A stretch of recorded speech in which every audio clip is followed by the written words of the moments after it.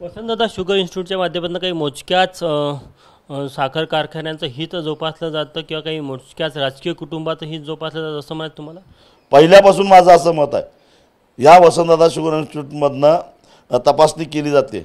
मुद्दा लक्षात घ्या. कशाची तर अलीकडच्या काळामध्ये सरकारचं धोरणानुसार ऊसापासून 100% सगळी साखर काढली जात नाही. त्यातली काही साखर इथेनॉलसाठी वापरली जाते. उदाहरणार्थ ऊसाच्या रसापासून इथेनॉल केलं जातं. साखरेचं उत्पादन कमी करून बी हेवी मोलॅसिसचं उत्पादन घेतलं जातं आणि त्यातून इथेनॉल तयार केलं जातं. आता बी हेवीचं उत्पादन घेतलं किंवा रसापासून इथेनॉल तयार केलं तर साखर कारखान्याची रिकव्हरी डाऊन होते. ऊस उत्पादक शेतकऱ्याला रिकव्हरीच्या आधारानं ऊसाची किंमत दिली जाते. मग शुगर केन ज्यूससाठी किती रिकव्हरी वापरली गेली, बी हेवी मोलॅसिससाठी किती रिकव्हरी वापरली गेली, हे तपासायचं काम वसंतदादा शुगर इन्स्टिट्यूटकडे आहे. आता मी एका मुद्द्यावर या ठिकाणी येतो. एकतर हे 6-6 महिने तपासण्या करत नाहीत. त्यामुळं त्या साखर कारखान्याची नेमकी रिकव्हरी किती झाली, त्यांनी इथेनॉलला रिकव्हरी किती वापरली आणि साखर किती उत्पादित झाली, ऊस उत्पादक शेतकऱ्यांना कळत नाही. त्यांचे हिशेब लवकर होत नाहीत. याला जबाबदार कोण?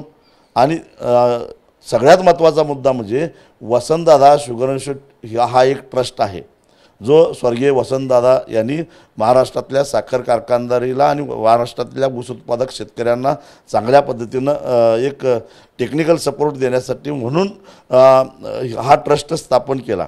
खरं तर दादाने फार उदात्त हेतूनं सरकारी भाग भांडवल त्याच्यामध्ये घालून हा ट्रस्ट स्थापन केला आणि महाराष्ट्राच्या विद्यमान मुख्यमंत्र्यांना त्या ट्रस्टचा अध्यक्ष राहावा अशा प्रकारे बायलॉजमध्ये तरतूद करून ठेवलेली होती. पण आज काय आहे, आज पवार कुटुंबाने त्यावर वर्चस्व मिळवलं 100%. आणि हा ट्रस्ट केवळ सहकारी साखर कारखान्यांच्यासाठी स्थापन झालेला होता. सुरुवातीच्या काळामध्ये सहकारी साखर कारखान्याचे प्रतिनिधीच त्याच्यामध्ये विश्वस्त म्हणून जायचे आणि महाराष्ट्राचा मुख्यमंत्री हा विद्यमान अध्यक्ष म्हणून ट्रस्टचं काम करायचा. आज चित्र वेगळं आहे.